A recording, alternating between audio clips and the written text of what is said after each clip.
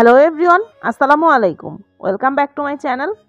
আজকের রেসিপিতে আপনাদের সাথে শেয়ার করব বাংলাদেশি হোটেল স্টাইলগুলোতে সকালবেলা রুটি, পরোটা বা নানের সাথে যেই চিকেন স্যুপটা পরিবেশন করা হয় সেই চিকেন স্যুপের রেসিপি। তৈরি করা খুবই সহজ, একদমই অল্প মশলায় ঝটপট কিন্তু তৈরি করে নেওয়া যায়। খেতেও কিন্তু ভীষণ মজার হয়ে থাকে। আশা করছি আজকের রেসিপিটা আপনাদের কাছে ভালো লাগবে। প্রথমেই এখানে একটা ফ্রাই প্যানের মধ্যে নিয়ে নিয়েছি 1/4 কাপ পরিমাণ রান্নার রেগুলার তেল।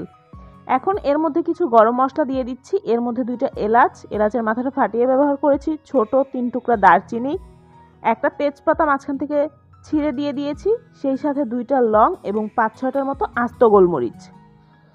এই মশলাগুলোকে তেলের মধ্যে কিছুক্ষণ একটু ভেজে নিয়ে এর মধ্যে দিয়ে দিচ্ছি 1/3 কাপ পরিমাণ পেঁয়াজ বাটা।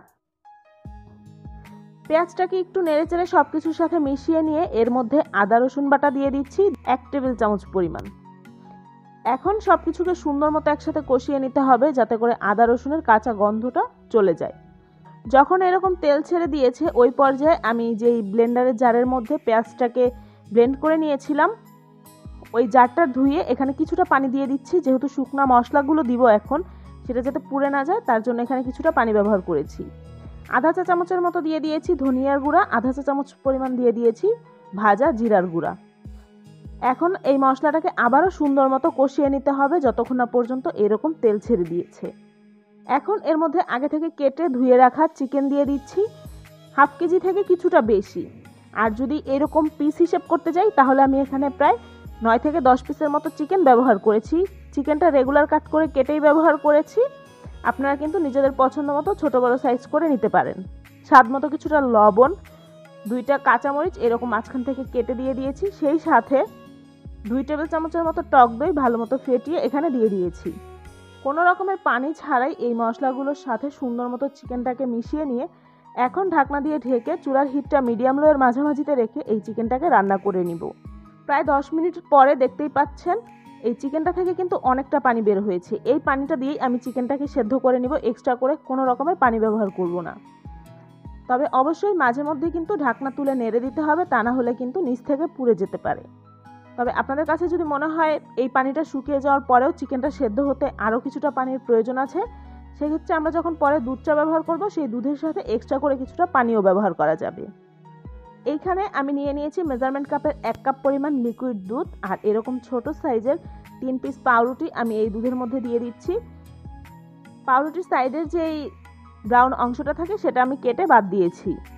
এখন এই সব কিছুকে সুন্দর মতো একসাথে ব্লেন্ড করে নিয়েছি। চিকেনটাও সেদ্ধ হয়ে গিয়েছে। আমি প্রায় 25 মিনিটের মতো রান্না করেছি। আর ব্রয়লার চিকেন সেদ্ধ হতে কিন্তু এমনিতেও খুব বেশি সময়ের প্রয়োজন হয় না। পানিটাও শুকিয়ে গিয়েছে, তেলটাও ছেড়ে দিয়েছে। এখন সেই দুধের মিশ্রণটা এখানে দিয়ে দিব। যদি আপনাদের কাছে মনে হয় যে চিকেন সেদ্ধ হতে এখনো কিছুটা পানির প্রয়োজন আছে, সেক্ষেত্রে কিন্তু এখানে আরও এক্সট্রা কিছুটা পানি ব্যবহার করতে পারবেন। সব কিছু নেড়েচেড়ে একসাথে মিশিয়ে নিয়ে ঢাকনা দিয়ে চুলার হিটটা মিডিয়াম লোতে রেখেই এটাকে রান্না করব আরও 10 মিনিট।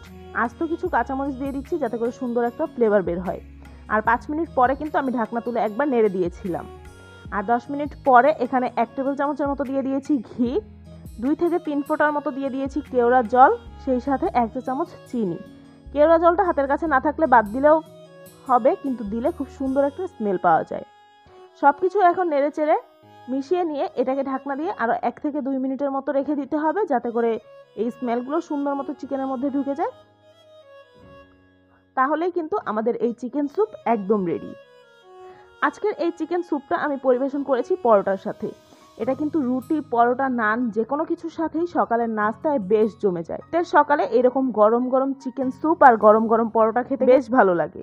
আশা করছি আজকের এই সহজ চিকেন স্যুপের রেসিপি আপনাদের কাছে ভালো লেগেছে। যদি ভালো লেগে থাকে ভিডিওতে একটি লাইক দিয়ে ফ্রেন্ডস অ্যান্ড ফ্যামিলির সাথে আমার আজকের রেসিপিটা শেয়ার করবেন। আমার চ্যানেলটা যদি এখনও সাবস্ক্রাইব করে না থাকেন তাহলে প্লিজ আমার চ্যানেলটা সাবস্ক্রাইব করবেন। সবাই খুব বেশি ভালো থাকবেন। আল্লাহ হাফেজ।